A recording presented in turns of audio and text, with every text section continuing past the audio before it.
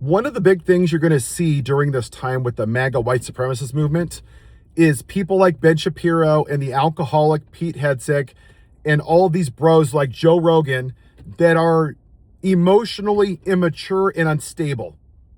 They are afraid that when women or minorities get into power, that somehow they're going to feel like less than men. It's toxic masculinity. They're insecure. Look at people like Dana White, right? Wasn't he arrested for hitting his wife? And you have him celebrating with Donald Trump, who's an adjudicated rapist. You have RFK, who cheated on his first wife so much that she took her own life. You have the alcoholic Pete Hegseth, who had a daughter out of wedlock and paid a woman $50,000 for assaulting her. You have Matt Gaetz, who had sex with a 17-year-old that was going to be the nominee for Attorney General. You see a trend? Now you're going to have the UFC at the White House in June. It's all of these white, immature bros. They don't know how to treat women right. They buy into the Fred Flintstone bullshit mentality. Wilma, come here. Make me dinner. Make me babies. Do what I say.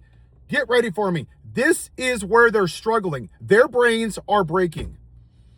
The one thing that I got a lot of comfort in during the last election was women left their boyfriends or their husbands because they said, if you really loved me, you would not vote against my right as a woman. Good for them. And why do women buy into this? Because they have low self-esteem as well. It's just the truth. They are primarily white women that have low self-esteem, that are told by one scripture in the Bible that they're supposed to submit to their husband, that they're less than. That's why their brains are breaking with diversity.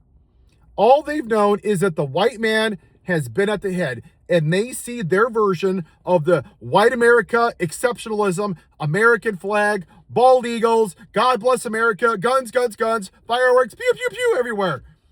Free speech, freedom, freedom, freedom. That is their version of white America.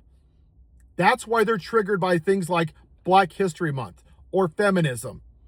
Because they think that if they view everybody as equal, it takes away from their masculinity.